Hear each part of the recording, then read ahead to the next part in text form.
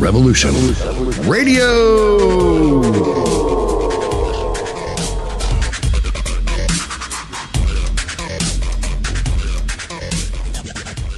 The opinions expressed on this radio station, its programs, and its website by the hosts, guests, and call-in listeners or chatters are solely the opinions of the original source who expressed them. They do not necessarily represent the opinions of Revolution Radio and FreedomSlips.com, its staff, or affiliates.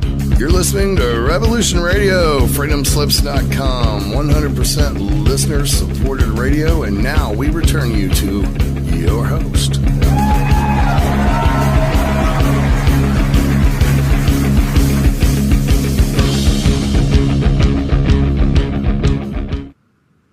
Good afternoon and welcome to Whistleblower Nation here on Revolution Radio. I'm your host, Ella Free. This is our third podcast today on September 30th, 2017. I'm still getting used to the interface, as you may have noticed, so please bear with me through any technical difficulties. First off, I'd like to talk about the meaning of the word whistleblower before we get into our interview. In a country where speaking the truth is sometimes regarded as treason, I have the utmost respect for the people who stand up to injustice. A whistleblower is a person who makes a public disclosure of wrongdoing, corruption, and crime. The courageous people who do so often suffer retaliatory actions because of their disclosures. This show is dedicated to you. Your courageous whistleblowers who step up to expose injustices when and where other relevant government agencies and social institutions fail to do so. My main goal is to provide a platform for whistleblowers to share their disclosures and tell their stories. I also want to celebrate the heroism of unsung whistleblowers to help encourage more and more people to engage in this important civic duty, because shining light on wrongdoing wherever it occurs plays an important role in keeping society peaceful, free, and just. I'd now like to welcome Richard Lighthouse. A little about him. Richard holds a degree in mechanical engineering from Stanford University and has previously worked for NASA. Richard has published more than 100 ebooks, many of which are available for free on his website, www.rlighthouse.com. His books are also available on Apple iBooks, Lulu.com, BarnesandNoble.com, Amazon.com, Google Play, Smashwords.com, and other websites. I'm having a rough start, guys. Some of the many topics he covers in his books are the deep state, the families that seem to be controlling the financial markets of the world, Mind Control, a series of technical books, a series on quantum mechanics, several books on human experimentation, targeted individuals, psychology, and even a series of poetry and paintings.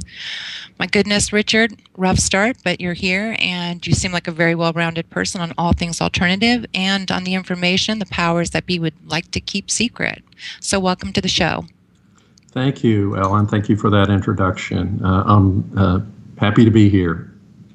Great. Well, maybe we can go back a little bit and tell me how you ended up interested in this kind of information.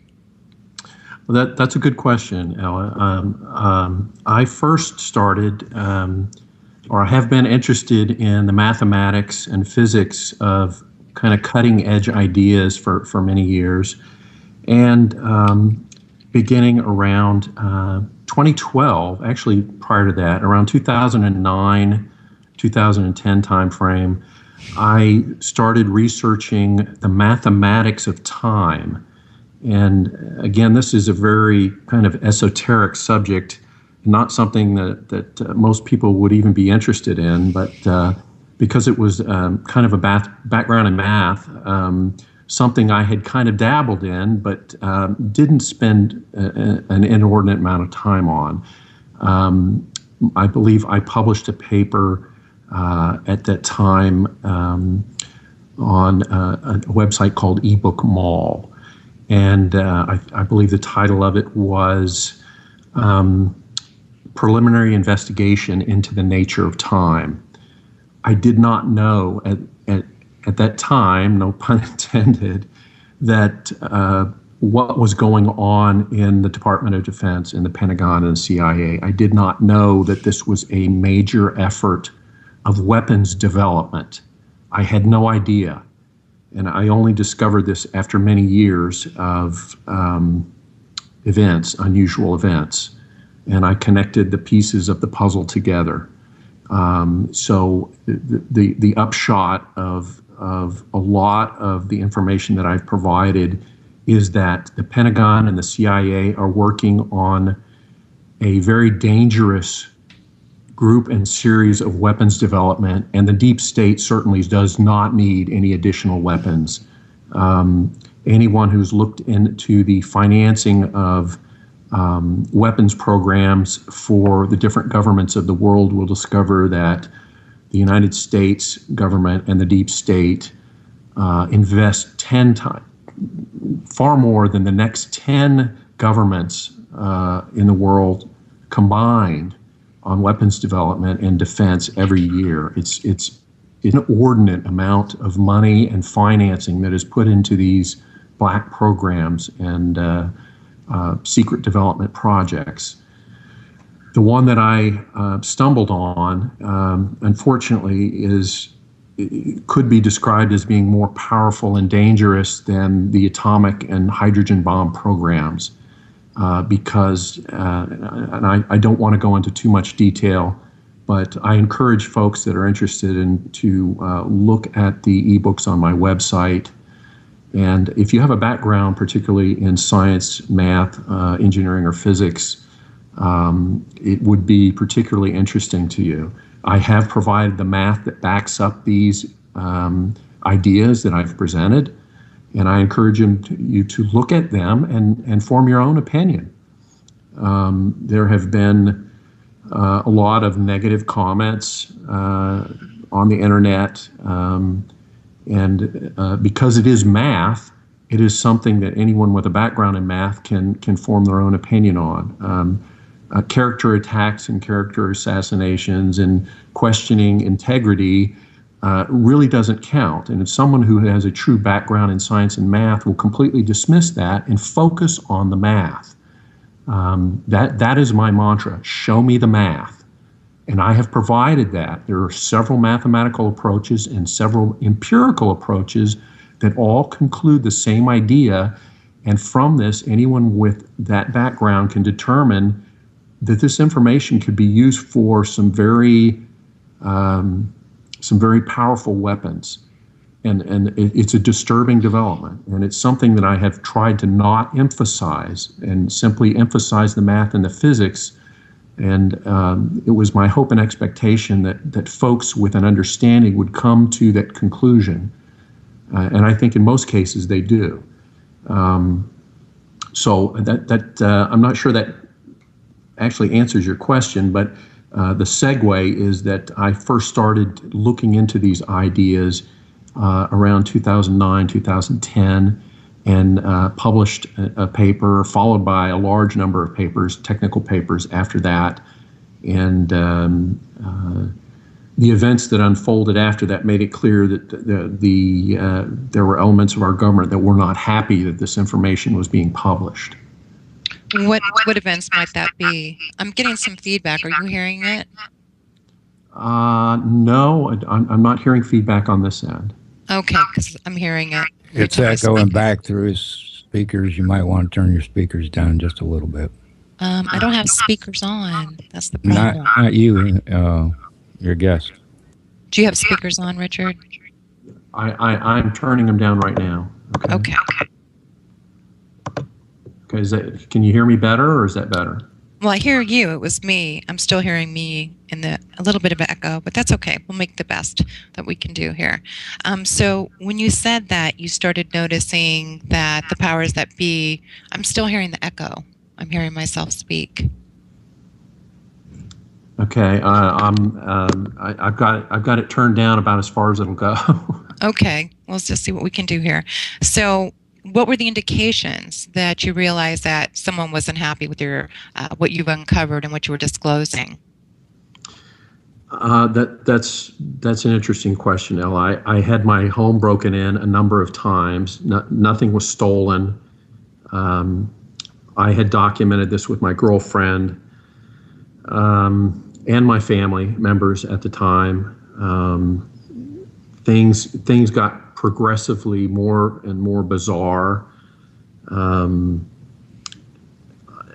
Again, I don't think I could capture all the details even in an interview segment, but for those folks that are interested in those details, I have published some of them on my website, rlighthouse.com, smashwords.com, and Amazon.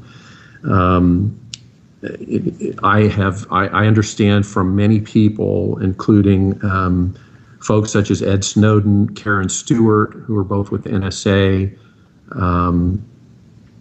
William Binney, Kirk Wiebe, also with the NSA, that this is a standard protocol, that house break-ins where nothing is stolen. I think in my case, what they were looking for was the SD cards or the memory chips that are used in a camera. I had taken a number of pictures that were, let's just say, damaging, and were providing evidence that they would prefer not to be shared. And in my opinion, that's what was being looked for in my house. It happened so many times, it began to become a regular occurrence. And again, nothing was stolen that I could document. Right. And this is clearly a pattern, as reported by a number of individuals that have been through similar whistleblower circumstances. Yeah, it seems to be that way. I've been very blessed to have been able to interview Karen Stewart and William Binney and Kirk Wiebe, and I know they've had very similar experiences. It's at that point you become a target of the government, or in some cases, it's a very fine line to make that differentiate the difference between like a targeted individual and a target of the government. But at that point, you're being watched and you're being surveilled, and life becomes a little more difficult. And so, what did you do in response to that?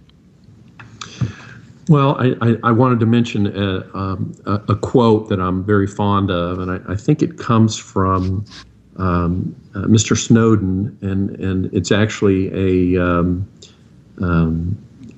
altered quote from an anonymous source, but the quote is this: "When reporting a crime is treated as committing a crime, then you are being ruled by criminals."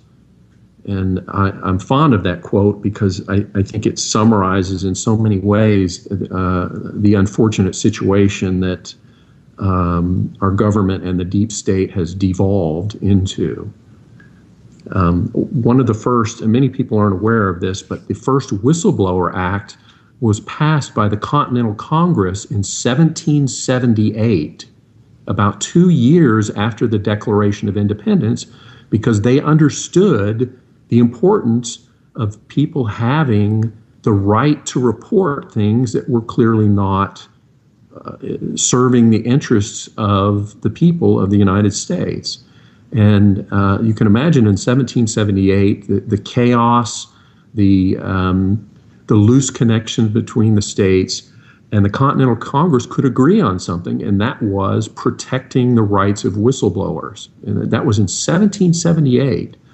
I hope that folks will interested that will look into that. But I think that's important even to this day.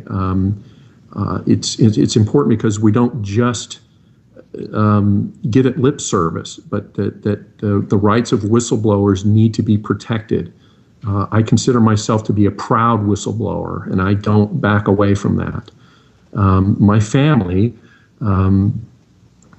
was one of the founding families in the state of Maryland back in the early 1600s. So I feel I have a sort of a personal right to criticize the government because my family history has such a long invested history in this country, long before it became a country or a republic. And the same goes here in the state of Texas. On my mother's side of the family, they were among the founding fathers in the 1820s. For those that are history buffs, among Austin's original 300 settlers. So my family history on both my father and mother's side is one of being initiators, being first movers, and I think that gives me a special right to criticize those things that I feel are not good because my family has a long invested history in this country, and we are well grounded here. We are not here to disrupt already existing. We are here to improve upon the government that exists, and I'm proud to be a part of that. So you grew up with those values. I did indeed. So what was one of the first things that you discovered that needed to be disclosed? I mean, I understand everything that you found, but what specifically drew your interest to your first bit of disclosures? Well, certainly having your house broken in is something that you know is not right. There is no constitutional permit that allows the government to break into your house without a warrant.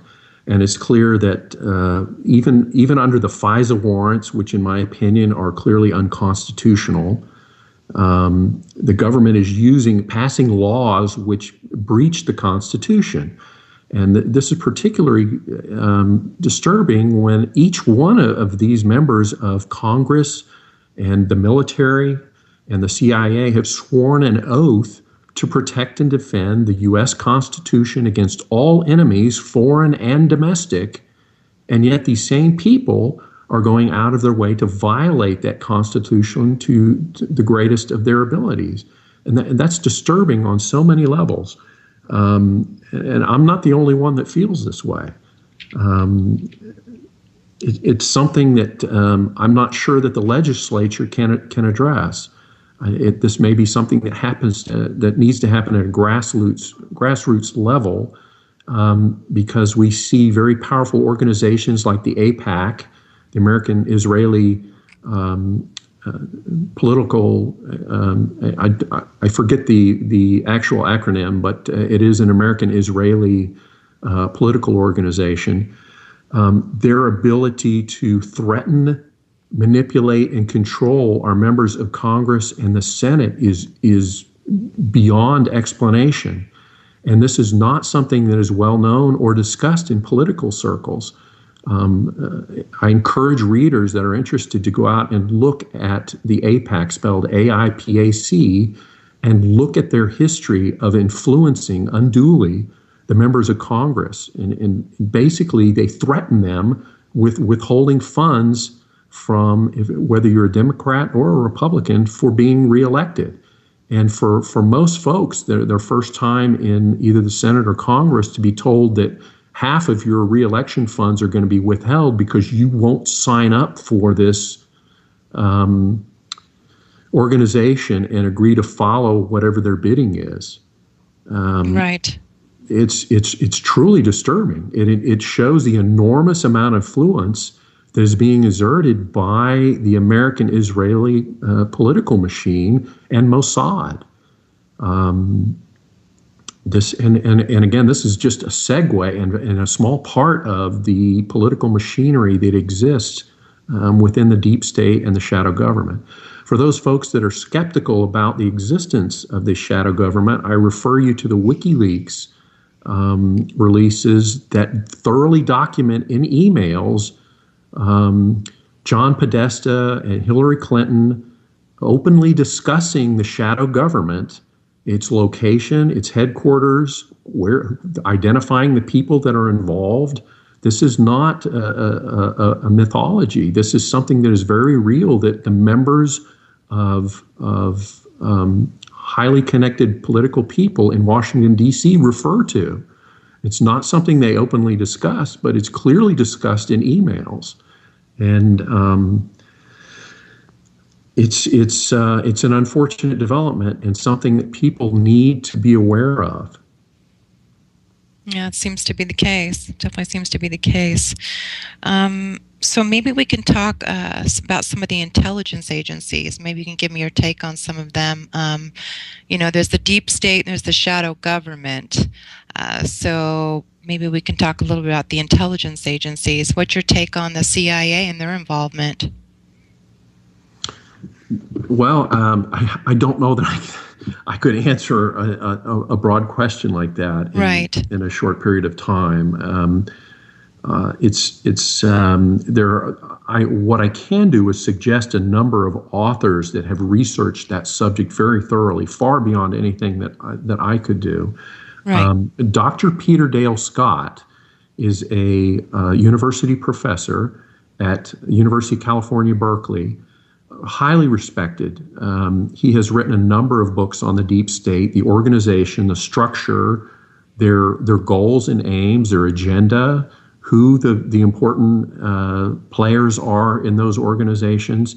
And he's written extensively on it. And he has not been shy about presenting this information. He does have a website. I don't know what that is, but if you care to use your favorite search engine to look it up, it's Dr. Peter Dale Scott. And there are other people as well. I can recommend Dr. Stephen Greer, who is very familiar with some of the black operations and how those operations are structured, the way they use threats, both implied and direct, to control and maintain silence in the organizations. It's a very siloed organization and structure. The CIA and the Pentagon are clearly part of that structure. And people have been threatened and manipulated into silence to keep the funds flowing, to keep the research and development going. This is not according to the U.S. Constitution. All of these things are being done beyond government oversight, beyond control, beyond any financial review. These things go on and on and on. Donald Rumsfeld, the day before 9/11 happened, what a coincidence, announced that trillions of dollars were missing from the Pentagon budget system. They couldn't explain where it had gone. And of course, the very next day, all of that information went out the window as people were focused on the events of 9/11. Of course. I don't think that was a coincidence that the announcement came with that timing. Well, maybe we can expound a little bit on 9/11 and your take on it, because that's something that's always interested me. And I know you seem to know quite a bit about it. So do you mind expounding on that and going into it in further detail? Sure, I can touch on it. My favorite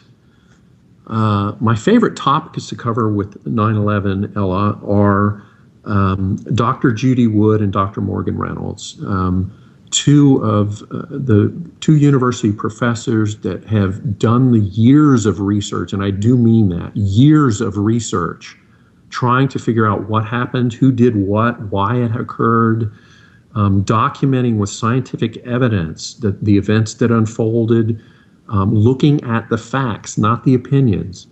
I encourage folks to look up drjudywood.com. That's drjudywood.com. And Dr. Morgan Reynolds remains a professor emeritus at Texas A&M. His website is nomoregames.net.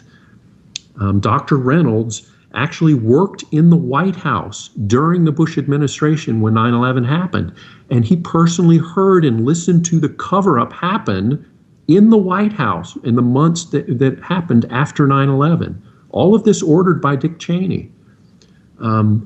Dr. Reynolds has bent over backwards not to point fingers and try to, if you review his website, you will see how he has tried to maintain his professionalism even in the midst of what he knew, just blatant information that he knew, has bent over backwards to accommodate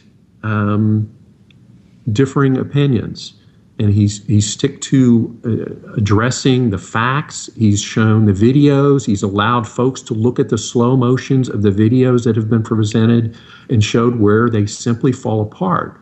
They're not scientific. There are many gaps in the explanations that have been provided. Another excellent example is michaelspringman.com, and Springman is with two N's. He was repeatedly ordered by the CIA. He was the head of the office in Jeddah, Saudi Arabia, for issuing visas under the State Department. And this goes back years before 9/11 happened, but the CIA ordered him repeatedly to issue visas to known terrorists. And Mr. Springman objected over and over, complaining to his superiors, eventually complaining to senators and congressmen, saying that he has been ordered by the CIA to issue visas to known terrorists. And he couldn't understand why this was being allowed to happen. Some of those visas, about 19 of them, became the hijackers for 9/11. This is an amazing testimony. And I encourage viewers to look it up for themselves, michaelspringman.com. Those visas became the 9/11 hijackers. It's very clear that the CIA planned 9/11 from the beginning. You can't dispute, there's no way to discredit that. He's got the evidence. He presents it, how it occurred over a timeline. It's very compelling information. I encourage readers to go out and research it themselves. Don't take my word for it. Don't take other shows' word for it. Go out and do your own research. Right? That's what I encourage. It is truly disturbing information. And for those folks that have never been exposed to something like this, it is a true eye-opener. It will really shock some of the things that you have taken for granted your entire life to discover that these things are really happening. Another one of my favorite examples, Ted Gunderson. He's a former FBI chief. Ted Gunderson was responsible for the entire Southwestern Division of the FBI. He was approximately the number 3 or 4 high-ranking person in the entire FBI organization. And this goes back a number of years. But if you look it up, he's got videos on YouTube and other places and write-ups. He's done interviews with credible sources. This is a direct quote from Ted Gunderson. He had more than 700 FBI agents under his organization. The CIA and FBI are behind most, if not all, terrorism. That's almost a direct quote from Ted Gunderson, and I encourage folks to look it up for themselves. Don't take my word for it. Look it up for yourself. He did a lot of research into the illegal human trafficking that's occurring. He was one of the first persons that started looking into this back in the 1980s and 1990s from his office in Los Angeles. And it was clear the McMartin preschool case was one of the cases that he was deeply involved in, and the results of that are truly disturbing. It's clear that the FBI and CIA were completely complicit and knowledgeable about these events involving human trafficking of children. The FBI and the CIA were knowledgeable and involved in these events.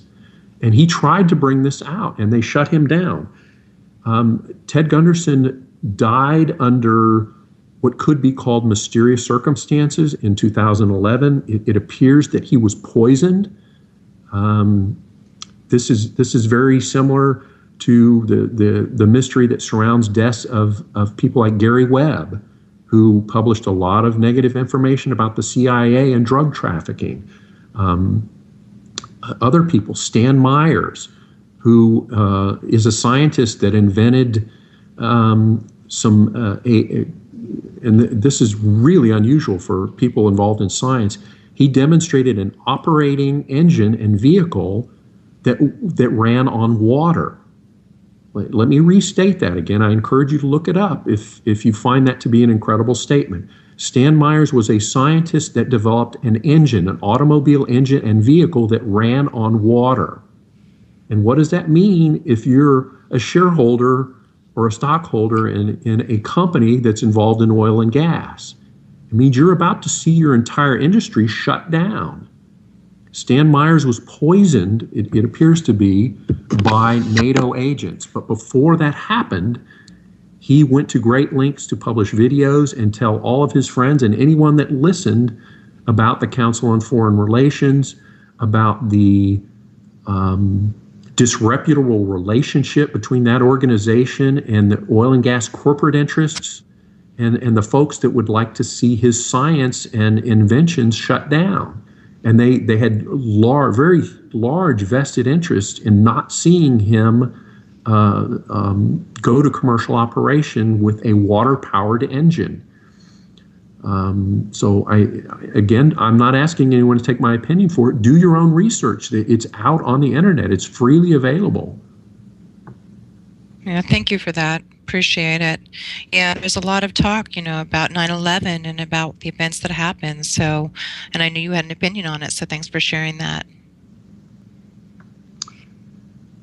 A couple of issues that I did want to touch on very quickly, Ella, if I could.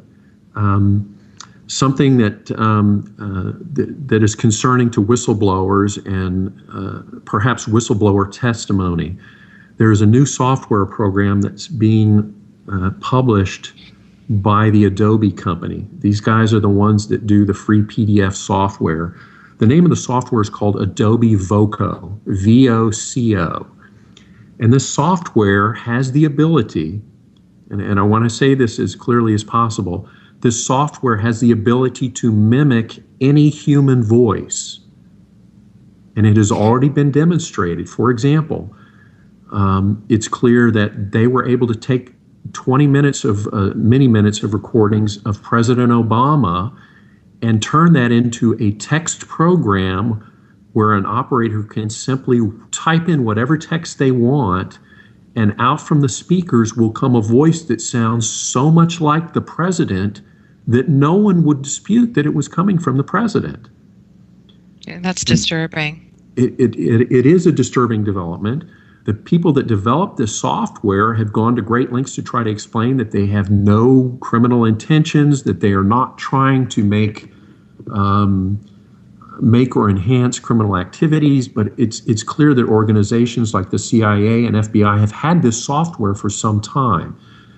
Now, one of the reasons why I want to emphasize this is because whistleblowers, just because you hear statements made by a whistleblower and it sounds like that person, unfortunately, it doesn't mean it came from them. This Adobe Voco software could be used. The Voco software apparently needs a minimum of about 20 minutes of a person's voice, and then in all of the nuances that go with each syllable can be incorporated into the program so that someone can then just take that program and type in whatever text they want, and out comes that in the voice of the individual that they have chosen. So that's very remarkable. It is remarkable, and they are not. This is just the first company that's been able to offer this software. It's my understanding this is not difficult software to develop. There are a number of other companies that are clearly also developing similar software, so it doesn't necessarily have to come from Adobe. I wanted to make that available so that just because something appears to have come in the voice, the texture of someone you think you know, that may not necessarily be the case. So I wanted to put that out there to help folks get up to speed on that. One of the other things that I wanted to bring up quickly, Ellen, is, and this is in regards to whistleblowers, there are many whistleblowers that have put out testimony, statements, and experience on YouTube and Vimeo and other video sources, and it's very clear that those social media sites are being targeted for deleting content. Content that would be valuable to other whistleblowers in particular. So one of the things that I think is necessary at this point is that we try to encourage those important whistleblowers, and there are many of them. Ed Snowden, Julian Assange, Karen Stewart, even yourself, Ellen, we've got to have published documents in text that can be distributed to many locations, many websites, particularly retail bookshops like Apple and Barnes & Noble and Amazon and all the distribution sources all over the world, because what happens is each one of those retail markets will save a backup copy that's removed from access off the internet. This is what's really important. It becomes a saved copy of each one of those documents that cannot be accessed from the internet. And so that library becomes permanent in multiple locations. It's not something that the deep state can access and delete. And so I'm encouraging, I would like to encourage whistleblowers that are out there, please publish information in the form of an ebook, particularly. If you insist on videos, then try to get it published on as many different video sites as possible. I recommend the website Smashwords because it seems to offer the simplest method, and they do have a few rules that you have to follow in the formatting of your documents.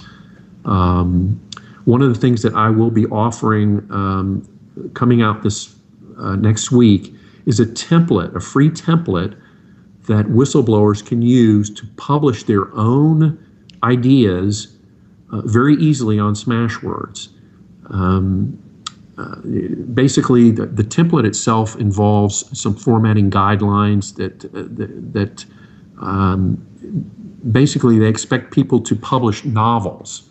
So it requires that novels be broken up into chapters and have references in a certain order and have the header file and things like that may not necessarily apply to someone that's simply publishing sort of an experiential type of ebook.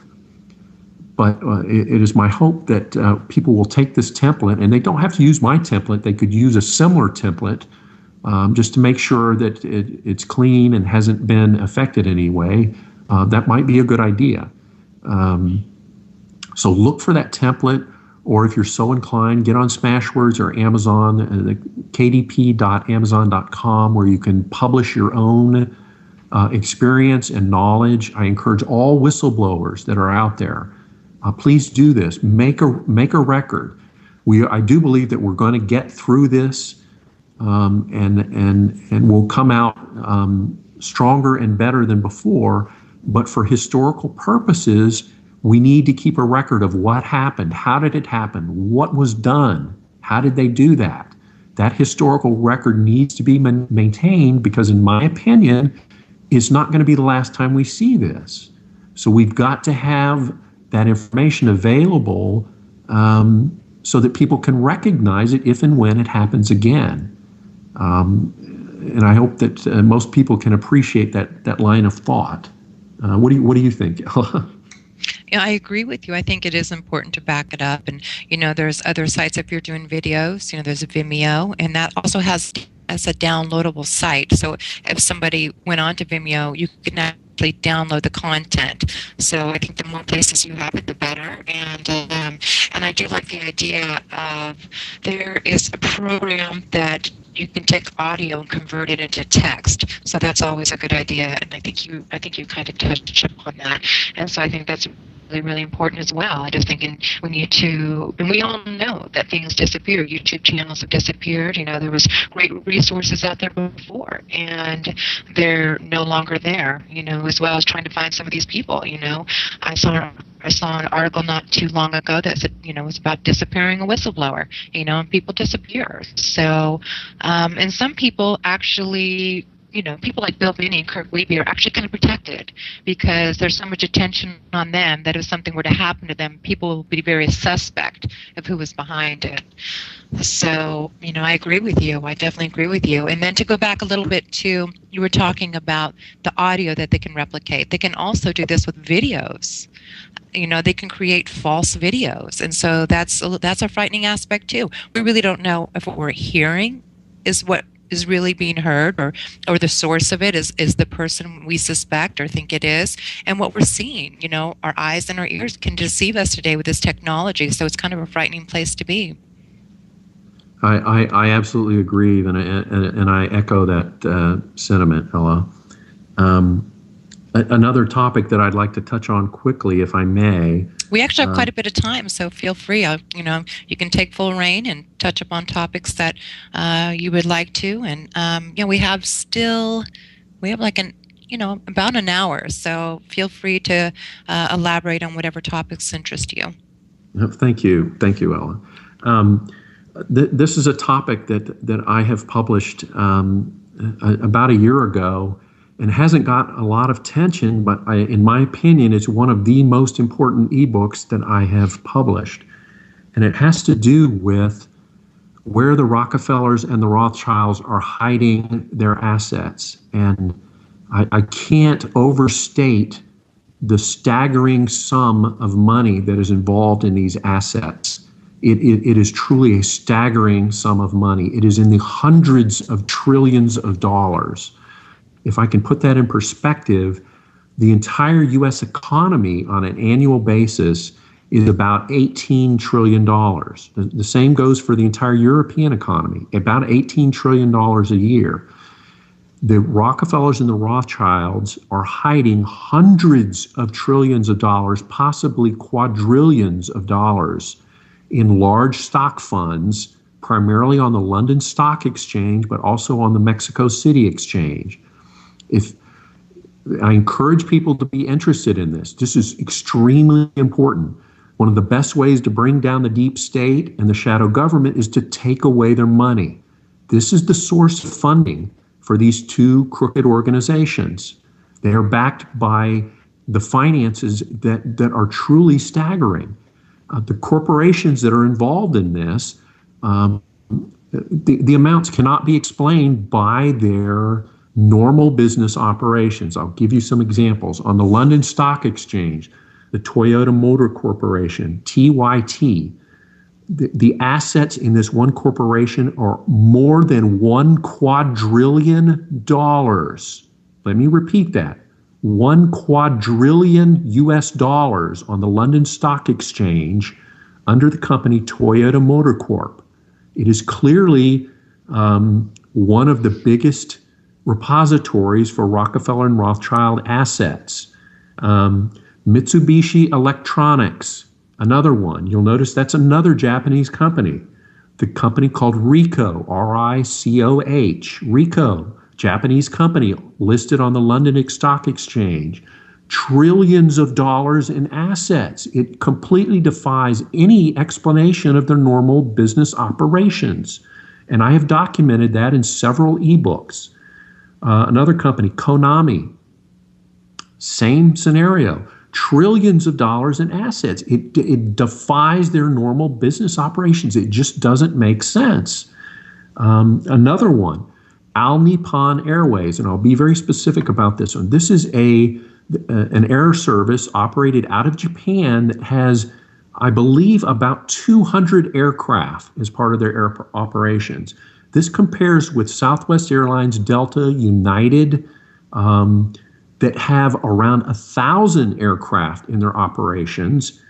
And All Nippon Airways has trillions of dollars of assets that completely defies anything that's scaled according to their business operations. It simply doesn't make sense where they could have this many assets with a business operation involving about 200 aircraft. Where is the money coming from? It's clear something is clearly wrong.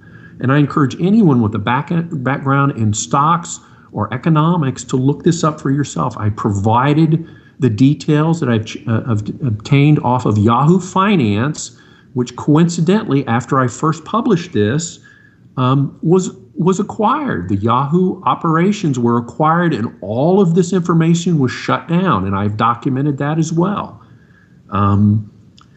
This is clearly a significant disclosure, and I'm trying to get folks interested in it because this is the money that makes the deep state and the shadow government operate. The numbers are staggering. Please look it up. The titles of the ebooks, one is called Fraud on the London Stock Exchange. Another one is called Rockefeller and Rothschild Stock. Another ebook is, they're listed on my website under rlighthouse.com, but I encourage folks to look it up for themselves and form their own opinion. One of the telltale signs that anyone can look up, and this is important, if you are someone who is involved in stock and fund, mutual fund hedges and hedge fund management, look at, there are a number of large stock mutual funds, such as BlackRock, Vanguard, some of the largest mutual funds in the world, their mutual fund managers are investing in these corporations that have price to earning ratios that approach thousands. And if you understand stocks, you know that you would never buy a stock that had a price to earning ratio that was that high. Something is wrong, something is crooked. And it is a massive fraud that is ongoing on the London Stock Exchange and the Mexico City Exchange. I was trying to segue into the telltale sign, and that is that these stock funds, when they buy the stock, they will list in their own public disclosures that are available under SEC rules in the United States. These stocks are traded on the New York Stock Exchange, so they have to follow the rules on the New York Stock Exchange. If you're listed on the London Stock Exchange, you don't have to follow the New York Stock Exchange rules. That's the reason they're listed there, because New York Stock Exchange requires too much disclosure and transparency, so they don't want to list there. But the people that are buying those stocks are listed there. And that's the giveaway. When you go and find some of these mutual funds and stocks, look at the amount they've invested in these stocks. In London, Toyota Motor Corporation, Mitsubishi Electronics, Ricoh, Konami, All Nippon Airways. And then look at the percentage of the ownership they have in that stock. And you will see that the numbers don't add up. It doesn't make sense. Simple math will tell you if they have invested $3 billion in a stock on the London Stock Exchange and they claim they're holding 1% of a stock and it's $3 billion, that tells you that the math doesn't add up. They're telling you that the overall value is far in excess of what the London Stock Exchange says the market capitalization is for that stock. It does not add up. The math doesn't add up. I encourage folks to look into this yourself, and you can see there is massive fraud occurring on the London Stock Exchange. So I'll segue to something else with that, Ella. I know that everybody's not interested in stock, but in my opinion, it's a very important element. Yeah, it is, and something that kind of, like you said, it kind of shows that something is not adding up. Mathematically, or just, that's kind of evidence that something's, askew. Do you mind going back? We have a break coming up fairly soon, and for people who are not familiar with the Rockefellers and the Rothschilds, maybe giving a little history on the family, just a short education.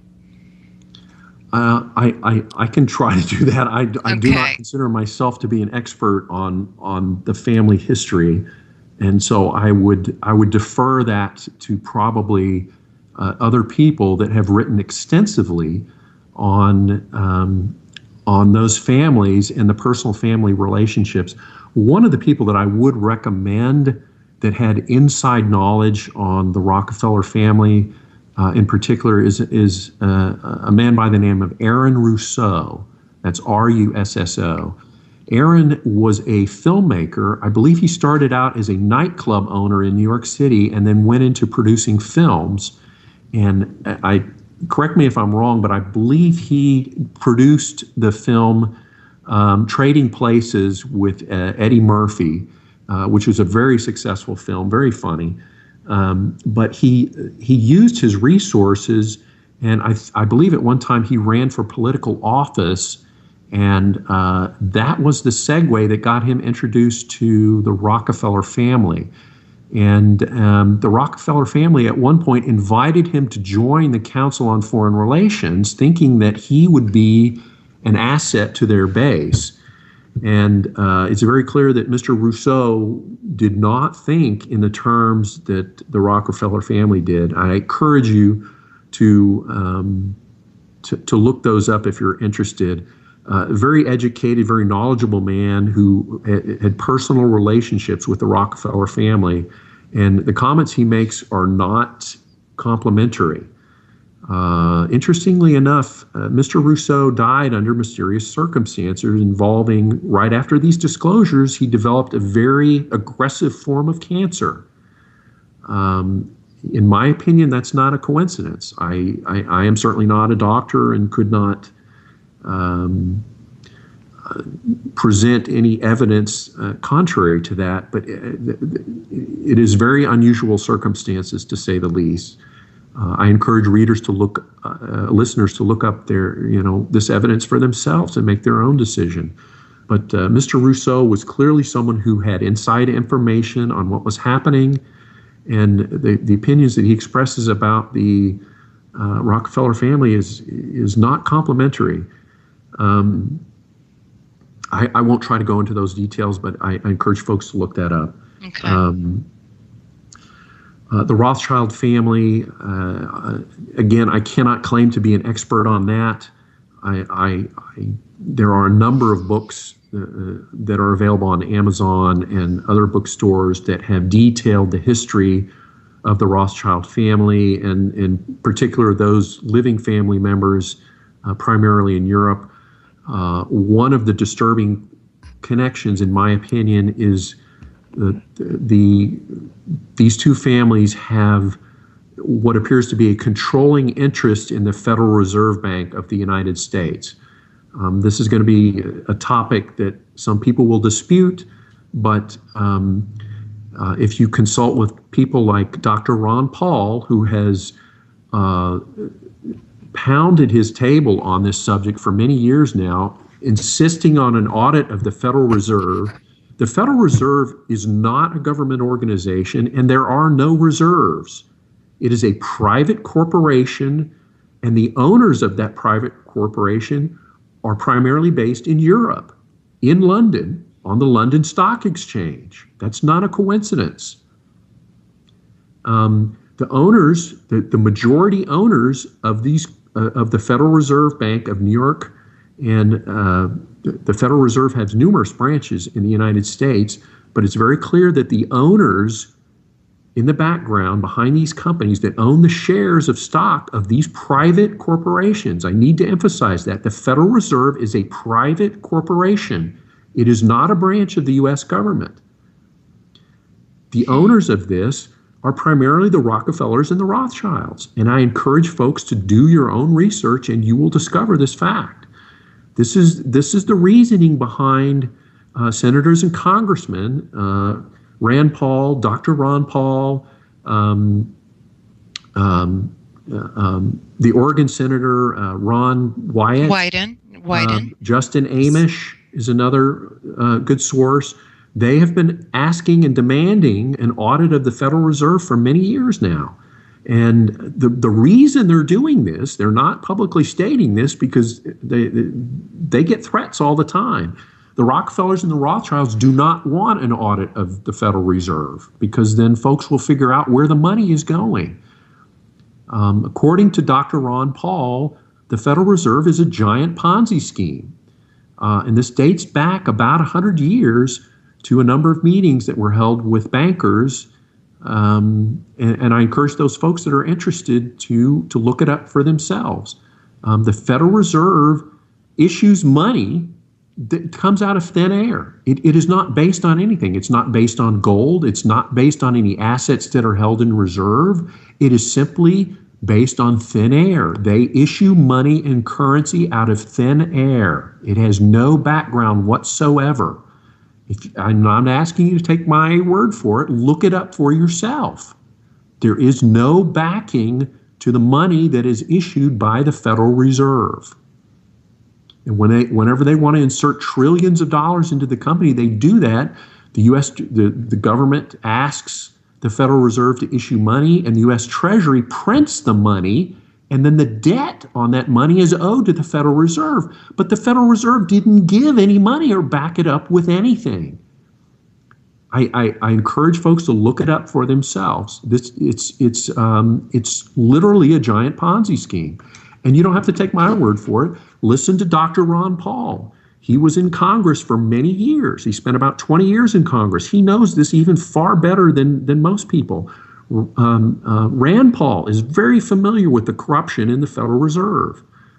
This is so important to the government and to the banking industry in particular, which has very powerful lobbyists in Washington that want to see the Federal Reserve have free rein to do whatever they want. And there are a number of very powerful banking interests that Richard, lobby. Hold on just a second, Richard. We'll be back after the station break. Okay.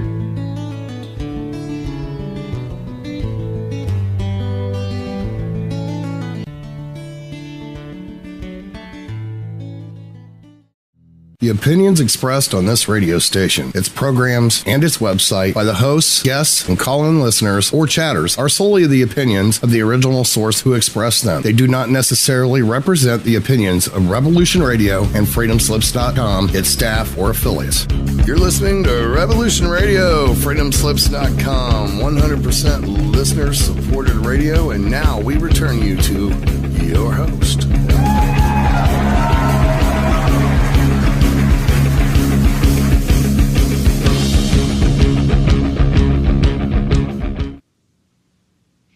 Welcome back, and I'm having the audio issue again. Hold on one second, guys. A lot of technical difficulties. Okay. You just didn't wait long enough is all. Oh, is that what it was? Okay. Yeah. Sorry, guys.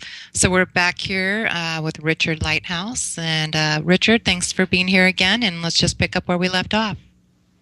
Thank you, Ella. I'm enjoying our discussion. I hope that I'm addressing some of the issues and topics that your listeners are maybe interested in. But for those folks that are listening, my website is rlighthouse.com. My books are available on Smashwords, Amazon, Barnes & Noble, Apple iBooks, internationally, Eason's, Kobo, Amazon International websites. And I will emphasize that the majority of my books are free. So if you're not finding them free on the website where you're at, come to my website at rlighthouse.com, and it's probably free there. So if we can pick up where we left off, I was talking a little bit about the Federal Reserve and some of the proponents, such as Dr. Ron Paul and Rand Paul, who have been advocating an audit of the Federal Reserve for some time now. And I am also in that camp. I believe we should audit the Federal Reserve. There are things clearly there where the numbers don't add up. And we need to understand that would be the first step in a long process of bringing down what clearly exists as a structure behind the Federal Reserve. So the folks that may not be familiar with that, I encourage you to look it up and do your own research. Aaron Rousseau is one of the good sources. He did a documentary film actually on some aspects of our taxation system and the Federal Reserve, which may still be available on YouTube. If it's not, there are a number of sources where it is available. So that might be a good segue into another topic that's interesting to me, and I hope interesting to some other folks as well. This one involves an organization called the World Affairs Council. Their acronym is WAC. The World Affairs Council is, in my opinion, an organization that is part of the deep state.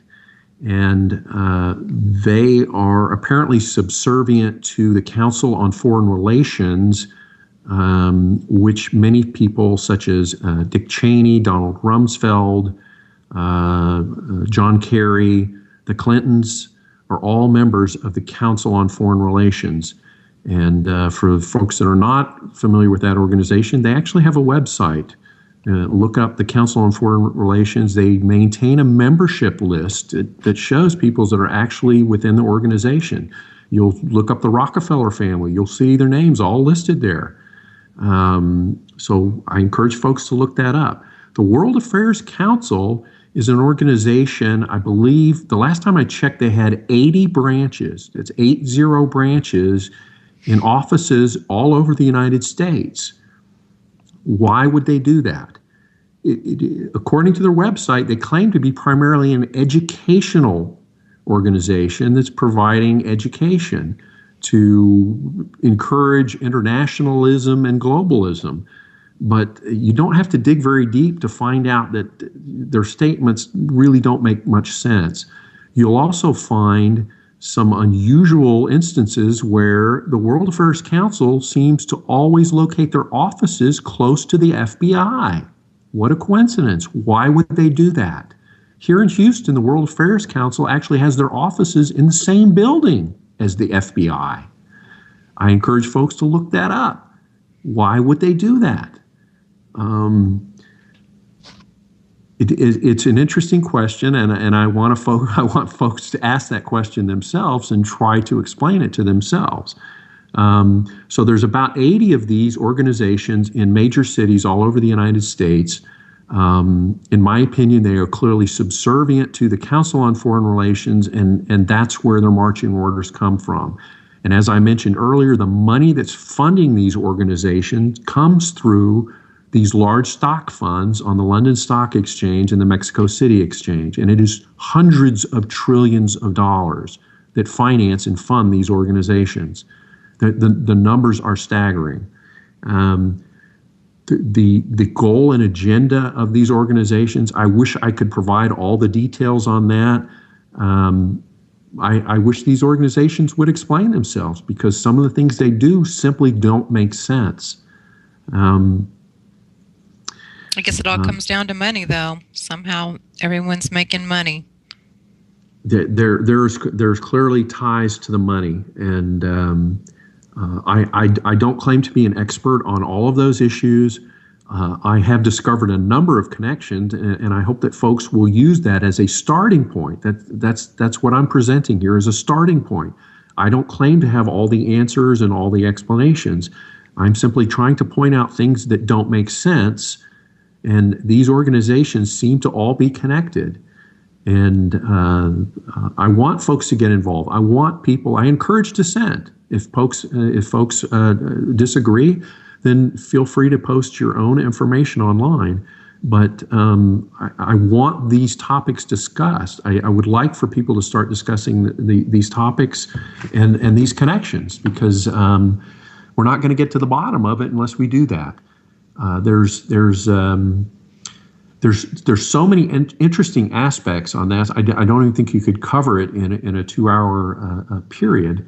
But if I can segue to another topic that involves, you had mentioned earlier the topic of CIA and CIA agents, and there's 2 CIA agents that have recently come out that I wanted to bring up. And again, I encourage folks to look this information up for yourself. I don't want you to take my word for it. I want you to look it up for yourself. The first one is a CIA agent named Malcolm Howard. Now, Malcolm is an interesting case because he recently was in a hospital in a condition that he believes was terminal. And doctors had told him that he only had a short period to live. And he used that apparently as an opportunity to state that he was the individual that planted the explosives in World Trade Center number 7 as part of the 9/11 events. He describes in detail how he was given access to World Trade Center number 7, and he claims that most of the offices in that building were rented out by the CIA, the Secret Service, and the FBI. And so he had easy access to all of the structural columns within the building, and he was told to plant high explosives on those columns, and that those would be detonated as part of the 9/11 events. Again, he goes into great detail on this. For those folks that are interested, I've provided a link on my website that shows where World Trade Center 7, in fact, you can search this for yourself. Look for the short video clips involving the collapse of World Trade Center 7. And let me emphasize this, it had nothing to do with jet impacts. World Trade Center 7 did not have any airplanes, none whatsoever. The building collapsed at 5:20 p.m. on 9/11. Most of the World Trade Center 1 and 2 that most people are familiar with happened that morning. This building collapsed apparently on its own at 5:20 p.m. in the afternoon on 9/11. And the building came down, and what's unusual about it, no other buildings around it were damaged. So think about that.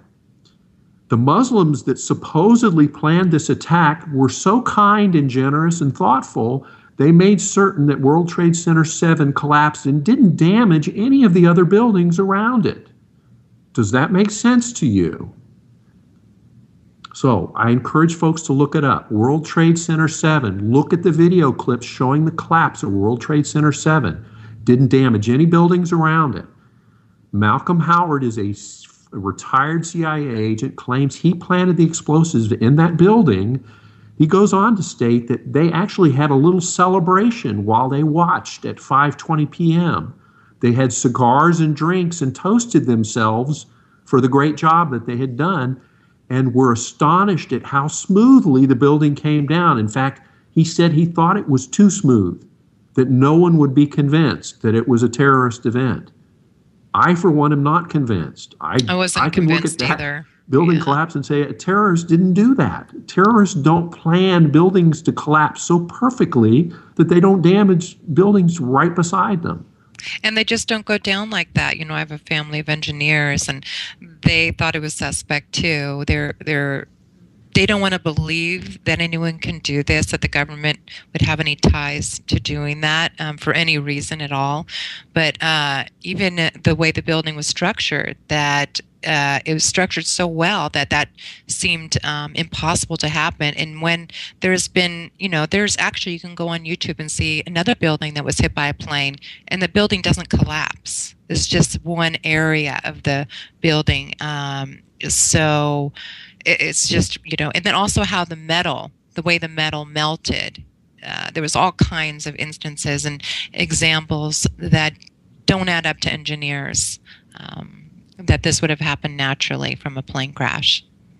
Those are excellent points, Ella, and I'm glad you bring that up. There are a number of websites that provide details about the analysis, and it's very clear that the government has not told us the truth about 9/11.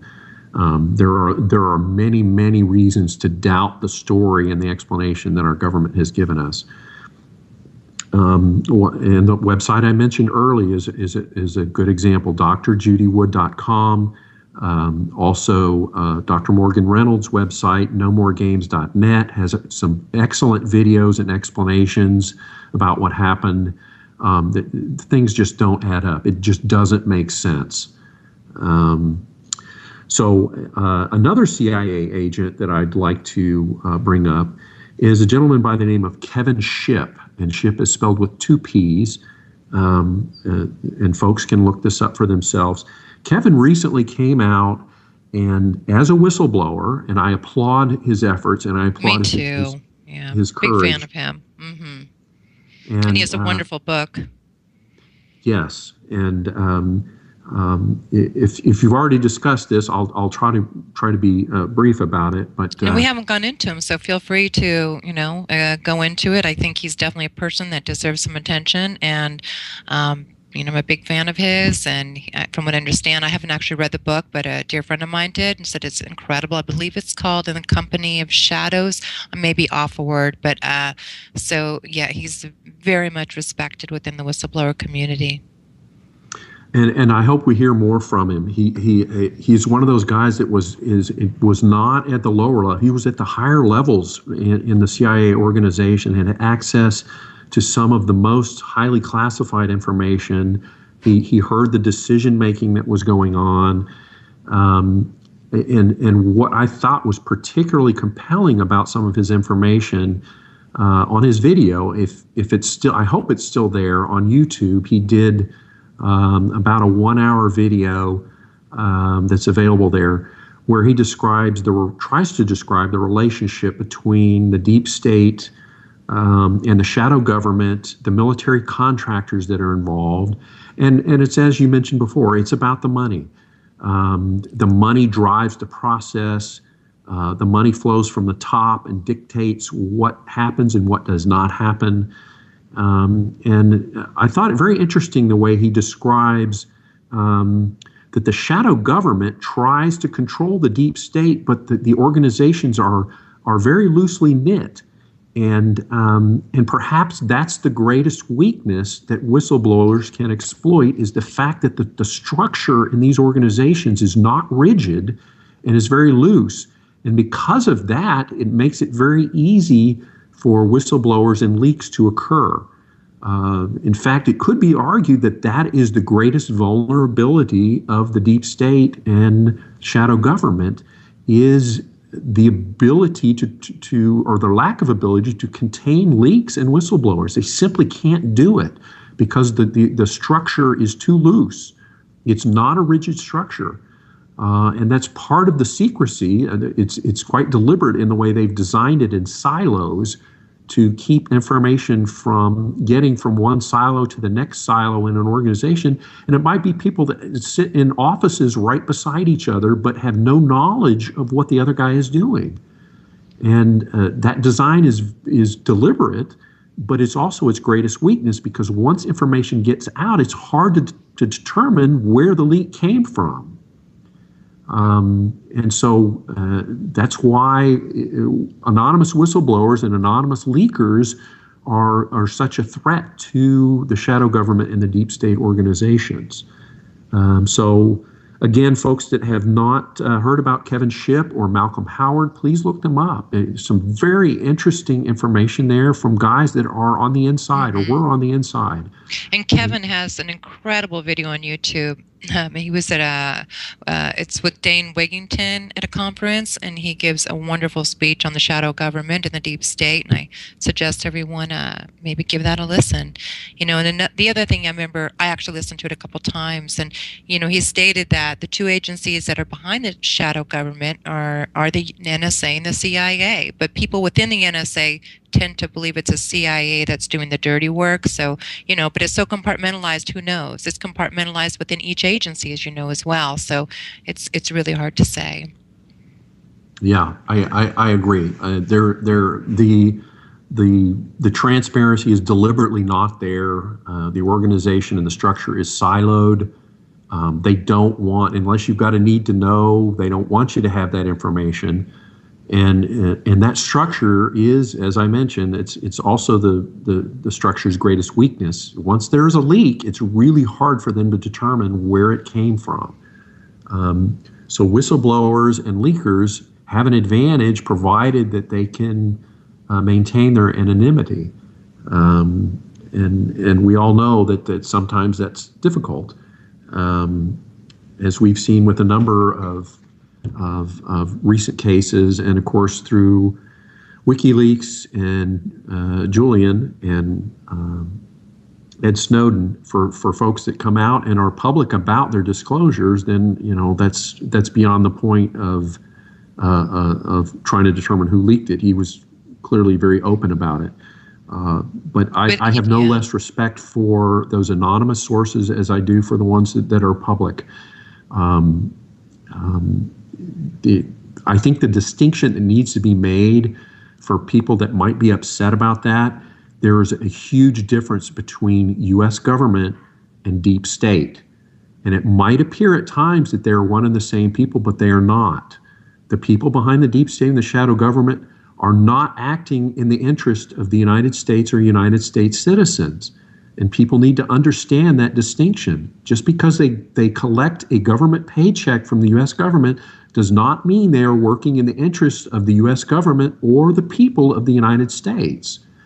And it's sometimes very difficult for people to get their arms around that and understand and appreciate that this is a treason that is occurring from the inside of our government.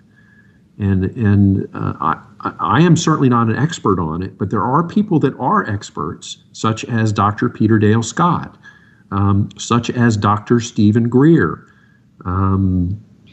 These folks and these CIA whistleblowers, such as Kevin Shipp and Malcolm Howard, these people have access to these information. They have lived their lives for 20 or more years understanding and living within a system that they know is broken.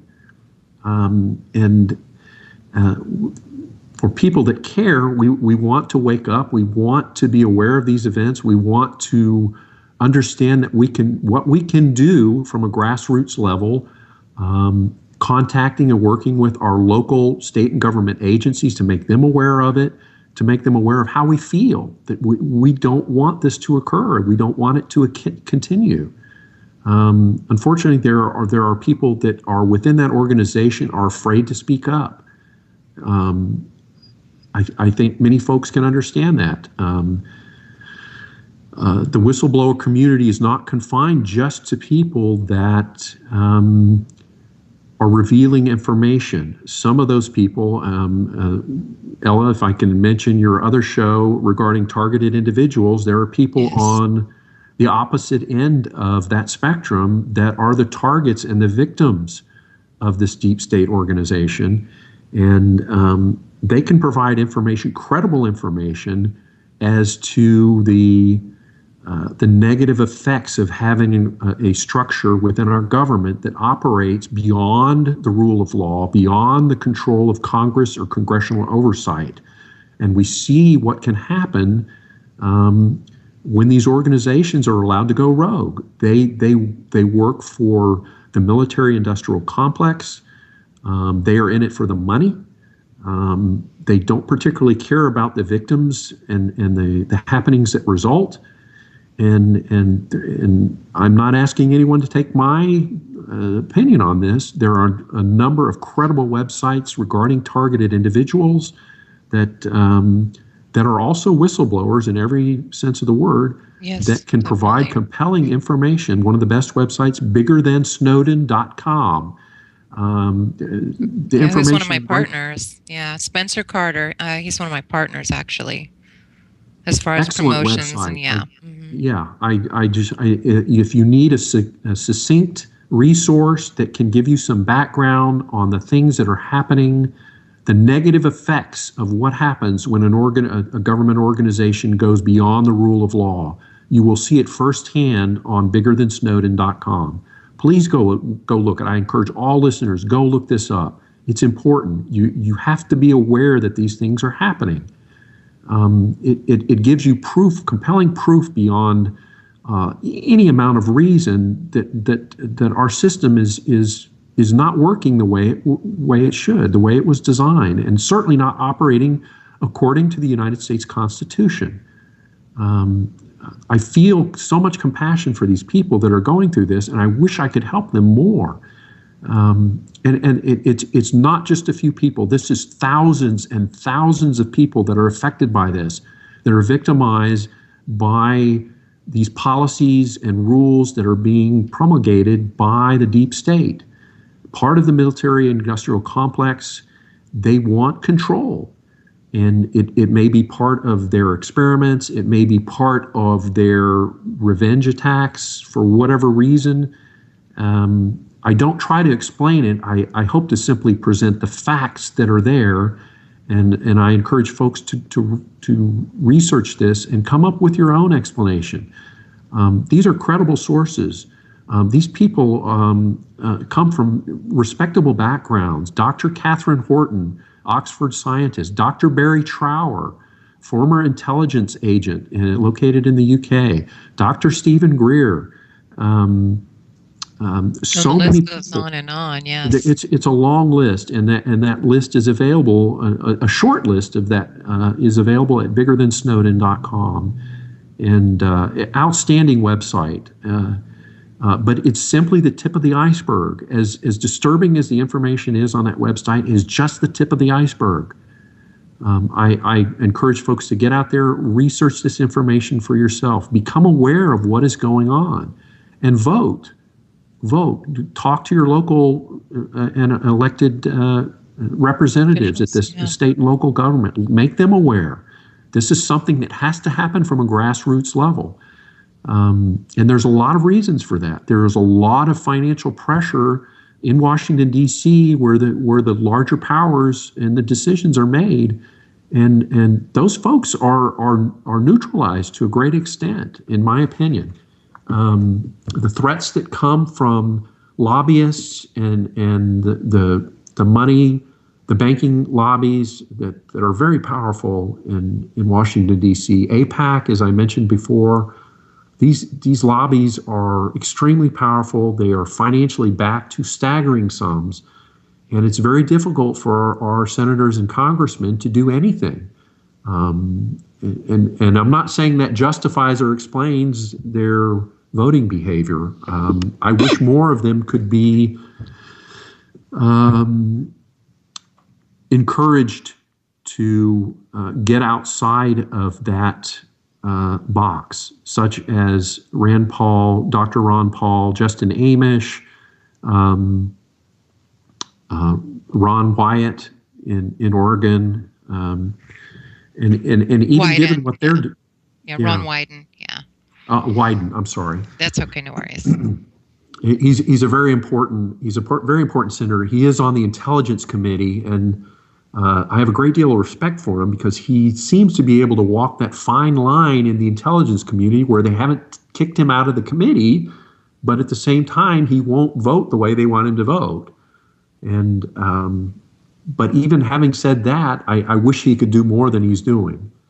Yeah. He is definitely an advocate for the American Constitution. You know, I've seen him in, stand up, for constitutional rights, and he has no problem speaking his mind. And, he's a very respected man, and, within our communities and whistleblower communities, he's very much respected, and he is aware of what's going on. I just don't know what actions he's going to take or what actions he can take, but he's definitely aware of what's going on. And it's a grave concern to him. Yeah, and I hope he's making efforts to do more. It's for folks that are outside. I mean, he's a great resource for the folks in Oregon. I will say that I was a little frustrated when I tried to contact him, and I found out that if you're not part of the voters in Oregon, that base, your message is low priority. So. Unfortunately, and I do understand that. I'm sure he gets a huge volume of email, phone calls, and traditional mail. And given that he's one of the few senators that are willing to speak out on these issues, I'm sure he gets communications for all over the world, not just in the United States. But it sure would be nice if we could get more folks within the intelligence community and within the intelligence committees and in the Senate and Congress that could represent these interests.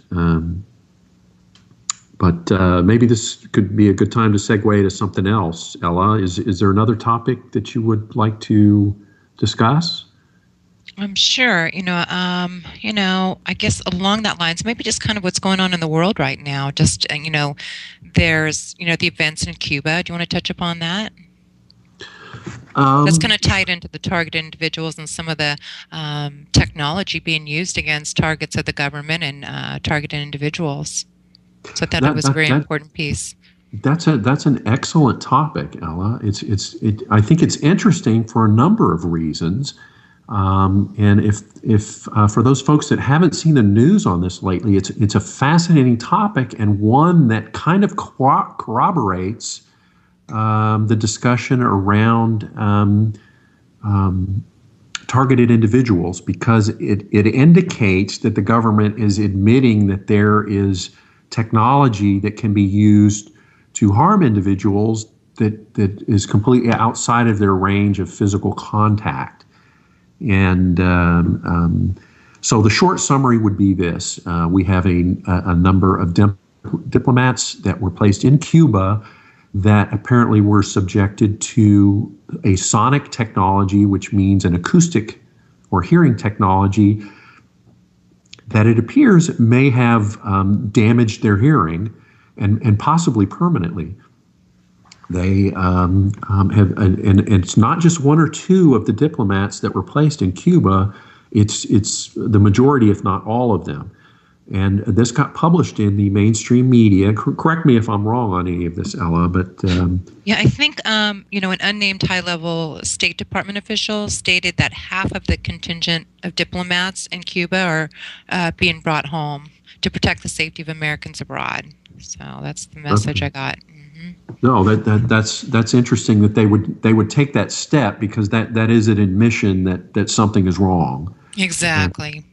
And the reason why that contradicts some earlier statements is because after this made its way to the press, that this sonic technology was being used, they don't know who it is. They don't know if it's coming from Cuba or some other government.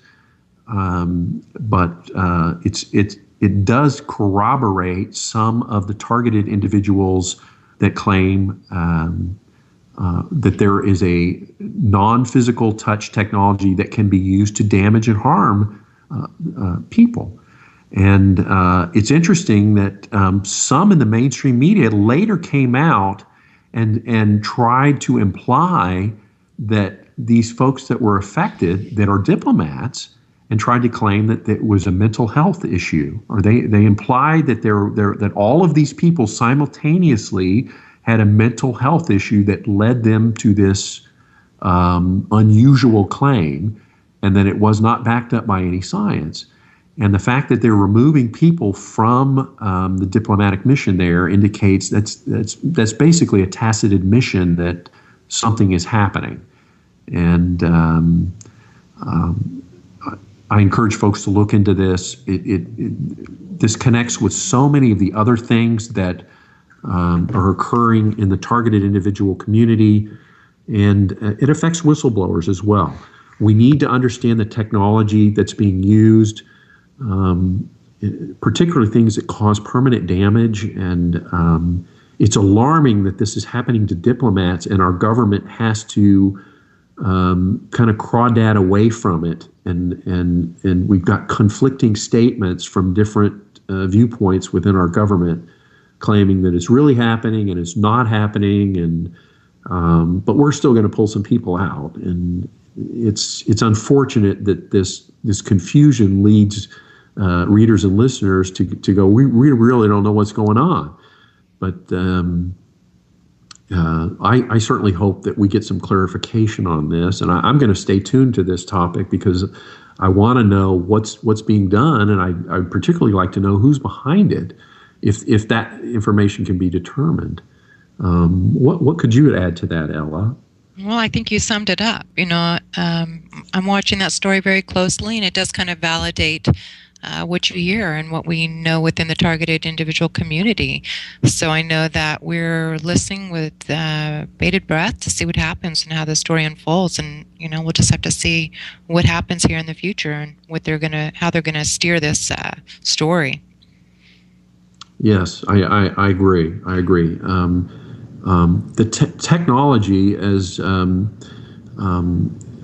historical reference, if I can make one. Many years ago, when Eisenhower was made a presidential speech as he was about to leave office, and you can find this on YouTube, I believe it's probably still out there, he made a reference to the military-industrial complex, and you can imagine a president having to make this statement in the late 1950s, saying he was concerned about the level of power that was happening within the military-industrial complex, that these guys live for defense contracts, that the money keeps flowing from the Pentagon to these defense contractors, and the CEO and the board of directors of these large defense contractors, they don't want the money to stop. They have every incentive to keep the money flowing, to build more defense technologies, more weapons, and to keep that money flowing, they've hired lots of lobbyists in Washington, D.C. to pressure senators and congressmen and high-ranking military officials to keep the money coming. And that very vicious cycle is very powerful. And you can tell by the way Eisenhower made these statements that it was something that he felt was a threat to even the executive branch, the White House, that this organization that could be loosely called the military-industrial complex was a threat to the stability of our constitutional organization. We see that the weapons, there's a never-ending appetite within this complex to develop new and better weapons.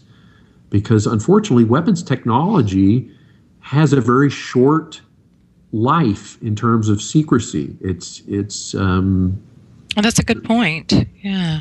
It's because there are so many people that want to get at that information, the math and the physics about how a new technology might work, that you have to be constantly developing new weapons, because the ones that you developed 10 years ago have already been leaked out, through some means that you haven't been able to control. So that now those weapons have found countermeasures, and they're not nearly as effective as they were when they came out. And so there becomes this infinite loop that always needs new technology to feed it to keep the system going. And these are not weapons that are designed for the benefit of mankind. These are weapons that are designed to kill. And there's no nice way to phrase it or put it. And in the military-industrial complex, they get trillions are spent and assigned every year. And I know, I think the 5 biggest contracts with the military-industrial complex is Lockheed Martin, General Dynamics, Boeing, Northrop. I don't know if I said it right. Northrop Grumman, and there's another one I just can't remember what it was. But GE. Yeah, GE. Thank you. GE is in what was there. that? Mm-hmm. Some of the other big ones: Honeywell, Raytheon. Some of the big research institutions, Southwest Research Institute, even some of the government organizations that we think are benign, like the Department of Energy, Los Alamos Labs, Argonne Labs, Pacific Northwest Laboratory. These labs are R&D centers for designing weapons. Don't mistake that point at all. They develop weapons in some of these Department of Energy labs. And we think taxpayer dollars are being spent for researching particle physics or things that might benefit mankind in R&D efforts. And unfortunately, the military-industrial complex have sort of confiscated these labs and their efforts and directed them towards military weapons. And the Los Alamos Labs is a perfect case in point. If you look up all of the technology and the development efforts and the dollars that are being spent there, you will see it is fundamentally a weapons development program. It is not. It has very little to do with the Department of Energy or developing cheaper sources of energy for the benefit of U.S. citizens. That's not what it's about. But it's unfortunately the Department of Energy as a whole has been confiscated by the military-industrial complex and are directing how those research dollars should be spent. And it's simply another arm of trying to obfuscate where R&D efforts for weapons programs are being spent. So let me correct myself. I made a mistake. It was Booz Allen Hamilton that Snowden worked for. So I think I misstated there. Okay. All right. Yeah. And that list changes from one year to the next as big weapon programs come and go, and as they peak during their development and manufacturing efforts. The F-35, the F-22, and some of these very expensive programs, these various defense contractors will benefit, and they will rise on that list. So it's not a long-term list. It's a list that changes from one year to the next. I think the takeaway for a lot of folks is be aware of what these organizations are doing. They are part of the military-industrial complex to a great part. And I don't mean to imply that everyone who works for these organizations or these companies are bad people. That's right. We should. I need to add that disclaimer in there. There are some very valuable research and development programs that are done for the benefit of U.S. citizens in some of these companies. And I wish I could say that was the majority of the work that they do. But in my opinion, it is not. In my opinion, the majority of the work that these companies do is in the area of weapons and weapons research, unfortunately. So If you have a friend or a family member that works for those organizations, I am certainly not trying to diminish whatever efforts they are making. I don't know the specifics certainly of what any particular individual is working on, but ask them. If you have a friend or a family member, ask them what they're working on. Ask them if they feel good about what they're developing or designing or building. Those are good questions. In general, we should be questioning everything. If you just go along with everything you read and everything you hear on the news, you're doing yourself a disservice. You really need to question and look for the answers. And that's where kind of the unraveling and the finding of truth is. Let your mind question everything. I absolutely agree, Ella. There's nothing wrong with questions. Questions are not intended to insult or harm somebody. A question means I simply want to know more. It's curiosity. Mm-hmm. Right. That's a part of being human. That's part of our nature. There's nothing wrong with asking questions. I encourage folks to ask questions.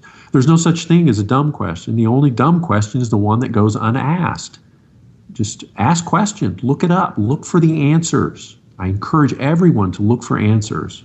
And at the same time, check your sources. Sometimes people can put anything on the internet and claim it as a fact. So we do have to kind of have some discernment. So but a lot of this information you can't find, in scientific journals, or you can't find it necessarily in mainstream news because that's controlled as well. That's a whole different topic. So, but just use some discernment and try and correlate information that you get and see the commonalities to come to some of your conclusions. Listen to stations like this, alternative news. There's a lot of great information on these stations. It's not just, quote unquote conspiracy theories. I don't even use that word. These aren't theories. So much of what we speak of, some of it's speculation, but most of it's facts. We just had to go the long way around to find them.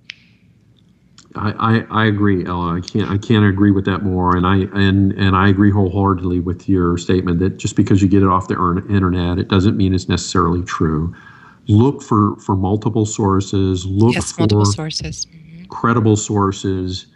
I can't emphasize that enough. University professors are generally a good source, and sources that you might take for granted, like Wikipedia. I have had high school teachers tell me that they won't accept Wikipedia as a reference source because they found biases in it, and that may be a valid comment, but I think it depends certainly on the topic that you're discussing. But as long as you're asking questions, also question the source. That's right. Mm-hmm. So, what are some of the other topics we were going to get into? I kind of lost track a little bit. There's an interesting topic that I want to bring up if we've got a few more minutes. Sure, we have about 10 more minutes. Okay. This is an interesting topic. It's about a website and a woman named Virginia Farver, and that's spelled Farver. And you may be familiar with this, Ella. Virginia has a website called stopthecrime.net. And Virginia had a son named Rich who was attending San Diego State University, and this was a few years ago, and he died very rapidly over an aggressive form of brain cancer. And I can't even imagine, my heart goes out to her, what that must have been like to go through that. And if you look at the website, you will see how the signs were all there, and he got to a point where he couldn't easily remember things. He started having a number of physical symptoms that indicated something was wrong, but none of those symptoms individually indicated to her that she should be concerned. And it wasn't until his diagnosis that, of course, that things really fell apart. But as a mother, you can imagine what she went through trying to research what happened. Why did my son suddenly get brain cancer? Because they had no family history. I mean, he was healthy by any measure. And she visited San Diego State University and found that there was a large microwave tower located right next to the building where he spent a majority of his time, for example, doing homework, doing studies, connecting to the internet, etc.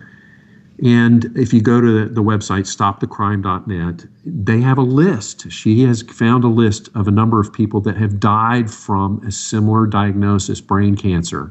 And it's a very unique, very rare form of brain cancer. And it's clearly because of the location of this microwave tower that's been cranked up to some phenomenal output that is clearly physically harmful to people within a radius of the tower. She's even quoted people at the university, high levels within the university. They're fully aware of the problem and have told her to shut up, keep quiet about it. We have been told to shut up about it. I'm sorry to interrupt. Go ahead. No, it's disturbing to a level that just it makes me angry. It makes me angry to think that something like this happens and continues to happen, and that nothing can be done even by the university that's host to the cell tower. And I don't know if that means that all cell towers are harmful. I'm not trying to draw that conclusion. I'm simply saying that there's clear physical evidence, and that this woman has been through a lot of grief and struggled for years to try to put together the information around this. And I think it would be helpful for people to be aware of it. I don't have all the details. I'm certainly not an expert. I do have an expert coming on, Professor Curtis Bennett, on that very topic. Excellent. Yeah. I think is that a show that's coming up this week, or? We don't have an exact date, but he made an agreement that he would do it, and I've actually interviewed him on another podcast, and so I'm really excited to have him on this station. Outstanding. Yes, I for one will be listening to that. I'll let you know. I'll keep you in the loop. Okay, great. Yeah, that's it's a topic that I encourage folks to find out information, and it sounds like this gentleman might be an outstanding source of information and have some expertise. But the basic background and some of the events that happened, stopthecrime.net is I think a good place to start. If you're one of the family members that have been affected by this, I would certainly encourage you to listen in to Ella's upcoming broadcast. This is certainly not an isolated incident, because the network, and the reason we know this, because the network that these cell towers are connected to, it's a high-speed academic community and military community. These same microwave towers and frequencies are connected to many universities and the military that are using these frequencies, and it's supposed to allow this network of connections to tie into. It's not connected necessarily to the internet. It's sort of a separate internet is basically the simple way to describe it. And I don't remember the acronym that they're using for it, but the military is clearly involved. They are clearly the ones that are using these particular frequencies. And I sure wish that something could be done about it, because these towers are not unique to San Diego State University. Even Wi-Fi, they're discovering that Wi-Fi disrupts the way the brain operates, and there's some theories, and actually I kind of believe this theory, that you can piggyback information on a microwave, and for subliminal, programming. I can't reference it at the moment, but that's something I think about quite often. And from what I understand, that's actually been going on since we've had broadcasting, since the first radio broadcast and television podcasting. So that's a whole nother topic. But yes, these microwaves are and for children especially, because they're composed of more water than we are, and we all know about water and microwaves. Water attracts microwaves. So, but I'm clearly no expert in that area, but I'm going to bring experts on who are. That's an excellent idea. I'm glad you're doing that, Ella. I for one will be listening. And before we have maybe a couple more minutes, but before we wrap up our conversation, this is a self-supported radio station, and so I know that they're about $300 short this month. So if you can donate, we appreciate it. We want to keep the station going, and you can go to freedomslips.com and you can click on the donate button and help us out. And I know that then we can keep shows like this going. And I will echo that sentiment, Ella. Now, if someone wants to make a donation to Freedom Slips, is it specific to a particular program or is it to the organization in general? It's to the organization in general. Okay. All right. Yeah. Okay. Yeah, and there are a number of excellent programs there with Freedom Slips and Revolution Radio, and there really are. I'm one of the biggest fans. So I encourage those shows, and I sure hope that listeners will respond and support them. Thank you, Richard. Yeah, and if you guys want to hear Richard, I've also interviewed him. You can just go to Ella Free, the YouTube channel, and you can look him up. And we had a great interview before as well. And then I also have one if you're interested in Curtis Bennett. He's been on there as well. So I've interviewed a lot of people that I have not yet, but I will be interviewing them on this station, as I mentioned. So you can find some of those previous interviews as well. So, and what about you? What do you got coming up? What are you working on?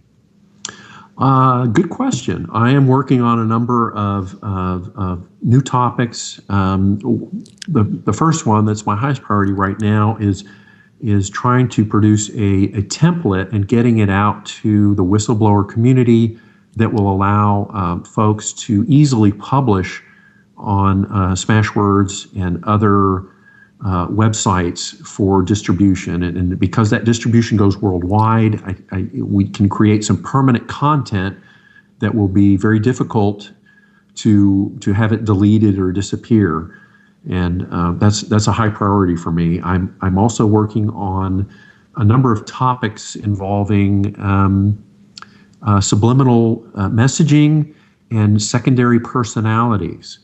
And this is a topic that has not been addressed in the targeted individual and whistleblower community.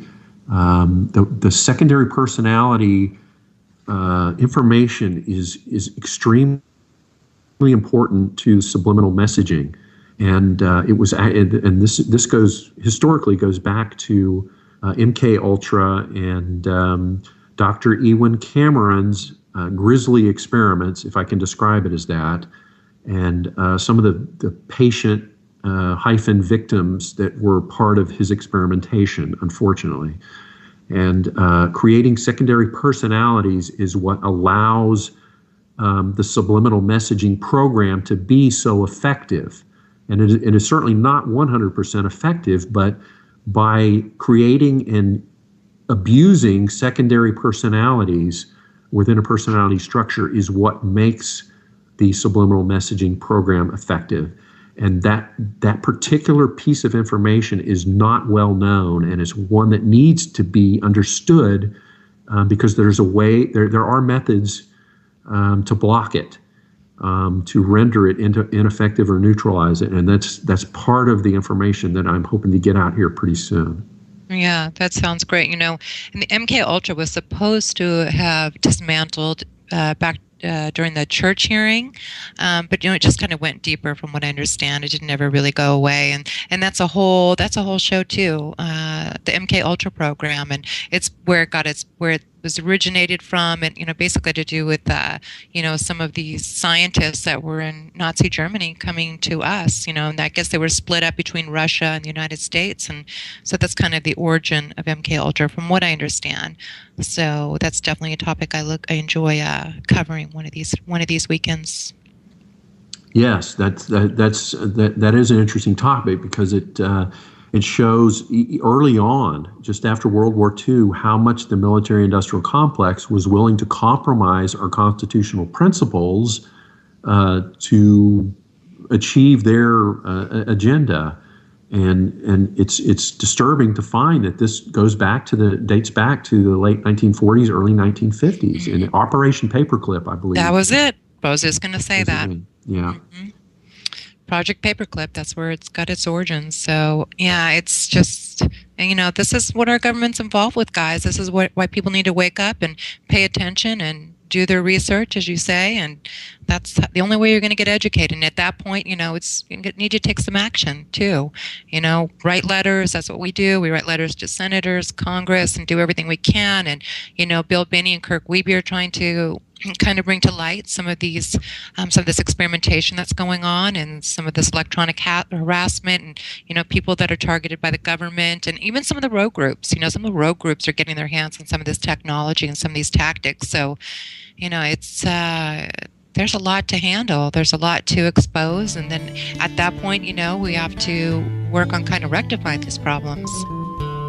And there you have it, guys. So I want to say thank you, Richard, for coming on. I really appreciate it. Enjoy our conversation.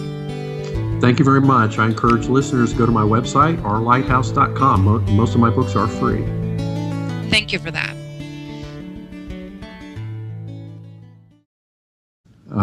There have been a lot of negative comments on the internet. And because it is math, it is something that anyone with a background in math can form their own opinion on. Character attacks and character assassinations and questioning integrity really doesn't count. And if someone who has a true background in science and math will completely dismiss that and focus on the math. That is my mantra. Show me the math. And I have provided that. There are several mathematical approaches and several empirical approaches that all conclude the same idea, and from this, anyone with that background can determine that this information could be used for some very powerful weapons, and it's a disturbing development, and it's something that I have tried to not emphasize and simply emphasize the math and the physics, and it was my hope and expectation that folks with an understanding would come to that conclusion. And I think in most cases they do. So I'm not sure that actually answers your question, but the segue is that I first started looking into these ideas around 2009, 2010, and published a paper, followed by a large number of papers, technical papers after that. And the events that unfolded after that made it clear that there were elements of our government that were not happy that this information was being published. What events might that be? I'm getting some feedback. Are you hearing it? No, I'm not hearing feedback on this end. Okay, because I'm hearing it. It's echoing back through his speakers. You might want to turn your speakers down just a little bit. I don't have speakers on. That's the problem. Not you. Your guest. Do you have speakers on, Richard? I'm turning them down right now. Okay. Okay. Can you hear me better, or is that better? Well, I hear you. It was me. I'm still hearing me in a little bit of echo, but that's okay. We'll make the best that we can do here. So when you said that, you started noticing that the powers that be, I'm still hearing the echo. I'm hearing myself speak.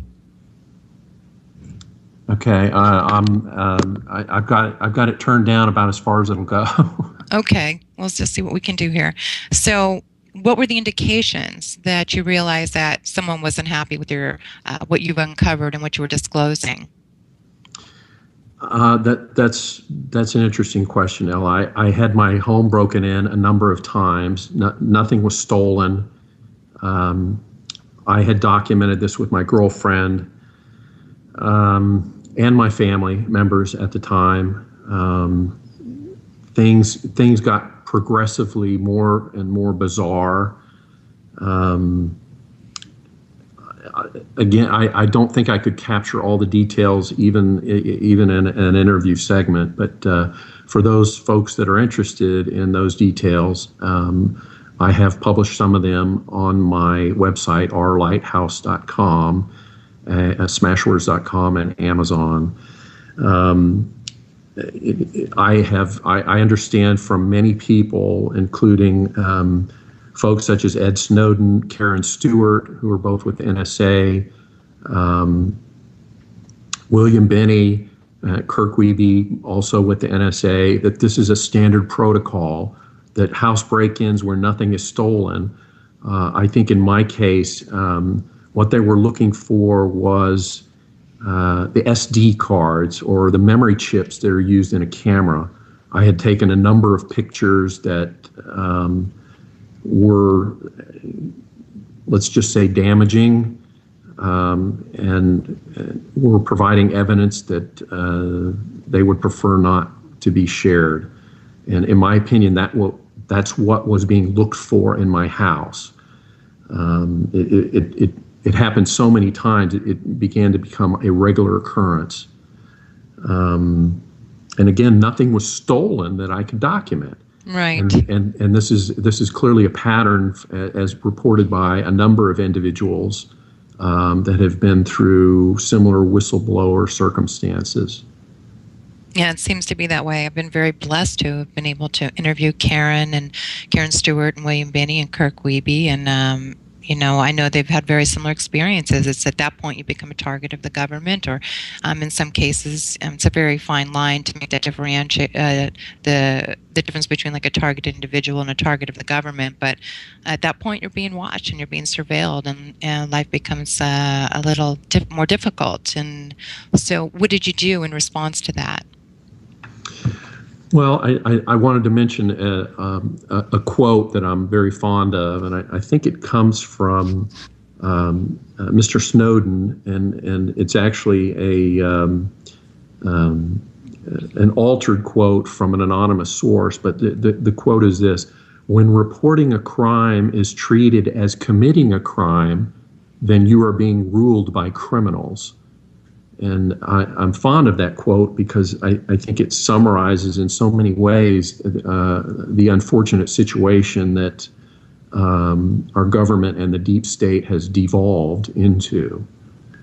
One of the first, and many people aren't aware of this, but the first Whistleblower Act was passed by the Continental Congress in 1778, about 2 years after the Declaration of Independence, because they understood the importance of people having the right to report things that were clearly not serving the interests of the people of the United States.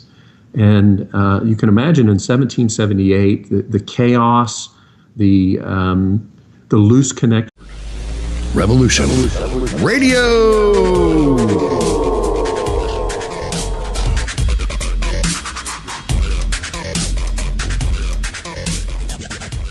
The opinions expressed on this radio station, its programs, and its website by the hosts, guests, and call-in listeners or chatters are solely the opinions of the original source who expressed them. They do not necessarily represent the opinions of Revolution Radio and freedomslips.com, its staff, or affiliates.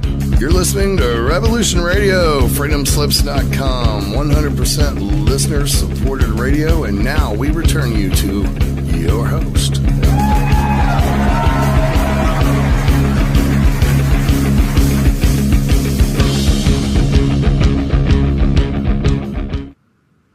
Good afternoon and welcome to Whistleblower Nation here on Revolution Radio. I'm your host, Ella Free. This is our third podcast today on September 30th, 2017. I'm still getting used to the interface, as you may have noticed, so please bear with me through any technical difficulties. First off, I'd like to talk about the meaning of the word whistleblower before we get into our interview. In a country where speaking the truth is sometimes regarded as treason, I have the utmost respect for the people who stand up to injustice. A whistleblower is a person who makes a public disclosure of wrongdoing, corruption, and crime. The courageous people who do so often suffer retaliatory actions because of their disclosures. This show is dedicated to you. Your courageous whistleblowers who step up to expose injustices when and where other relevant government agencies and social institutions fail to do so. My main goal is to provide a platform for whistleblowers to share their disclosures and tell their stories. I also want to celebrate the heroism of unsung whistleblowers to help encourage more and more people to engage in this important civic duty, because shining light on wrongdoing wherever it occurs plays an important role in keeping society peaceful, free, and just.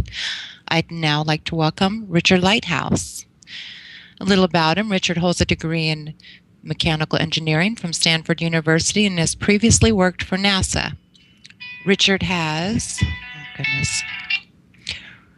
Richard has published more than 100 ebooks, many of which are available for free on his website, www.rlighthouse.com. His books are also available on Apple iBooks, Lulu.com, BarnesandNoble.com, Amazon.com, Google Play, Smashwords.com, and other websites.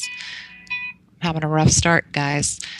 Some of the many topics he covers in his books are the deep state, the families that seem to be controlling the financial markets of the world, Mind Control, a series of technical books, a series on quantum mechanics, several books on human experimentation, targeted individuals, psychology, and even a series of poetry and paintings. My goodness, Richard, rough start, but you're here and you seem like a very well-rounded person on all things alternative and on the information the powers that be would like to keep secret. So welcome to the show. Thank you, Ellen. Thank you for that introduction. I'm happy to be here. Great. Well, maybe we can go back a little bit and tell me how you ended up interested in this kind of... Between the states and the Continental Congress could agree on something, and that was protecting the rights of whistleblowers. And that was in 1778. I hope that folks will interested that will look into that. But I think that's important even to this day. It's important because we don't just give it lip service, but that the rights of whistleblowers need to be protected. I consider myself to be a proud whistleblower, and I don't back away from that. My family was one of the founding families in the state of Maryland back in the early 1600s. So I feel I have a sort of a personal right to criticize the government because my family history has such a long invested history in this country, long before it became a country or a republic. And the same goes here in the state of Texas. On my mother's side of the family, they were among the founding fathers in the 1820s. For those that are history buffs, among Austin's original 300 settlers. So my family history on both my father and mother's side is one of being initiators, being first movers, and I think that gives me a special right to criticize those things that I feel are not good because my family has a long invested history in this country, and we are well grounded here. We're not here to disrupt that's what's already existing. We are here to improve upon the government that exists, and I'm proud to be a part of that. So you grew up with those values. I did indeed. So what was one of the first things that you discovered that needed to be disclosed? I mean, I understand everything that you found, but what specifically drew your interest to your first bit of disclosures? Well, certainly having your house broken in is something that you know is not right. There is no constitutional permit that allows the government to break into your house without a warrant. And it's clear that even under the FISA warrants, which in my opinion are clearly unconstitutional, the government is passing laws which breach the Constitution. And this is particularly disturbing when each one of these members of Congress and the military and the CIA have sworn an oath to protect and defend the U.S. Constitution against all enemies, foreign and domestic, and yet these same people are going out of their way to violate that Constitution to the greatest of their abilities. And that's just... information. Well, that's a good question, Ella. I first started, or have been interested in the mathematics and physics of kind of cutting edge ideas for many years. And beginning around 2012, actually prior to that, around 2009, 2010 timeframe, I started researching the mathematics of time. And again, this is a very kind of esoteric subject, not something that most people would even be interested in, but because it was kind of a background in math, something I had kind of dabbled in, but didn't spend an inordinate amount of time on. I believe I published a paper at that time on a website called eBook Mall. And I believe the title of it was Preliminary Investigation into the Nature of Time. I did not know at that time, no pun intended, that what was going on in the Department of Defense, in the Pentagon, and the CIA. I did not know that this was a major effort of weapons development. I had no idea. And I only discovered this after many years of events, unusual events. And I connected the pieces of the puzzle together. So the upshot of a lot of the information that I've provided is that the Pentagon and the CIA are working on a very dangerous group and series of weapons development, and the deep state certainly does not need any additional weapons. Anyone who's looked into the financing of weapons programs for the different governments of the world will discover that the United States government and the deep state invest 10 times, far more than the next 10 governments in the world combined on weapons development and defense every year. It's an inordinate amount of money and financing that is put into these black programs and secret development projects. The one that I stumbled on, unfortunately, could be described as being more powerful and dangerous than the atomic and hydrogen bomb programs, because, and I don't want to go into too much detail, but I encourage folks that are interested to look at the ebooks on my website. And if you have a background, particularly in science, math, engineering, or physics, it would be particularly interesting to you. I have provided the math that backs up these ideas that I've presented, and I encourage you to look at them and form your own opinion.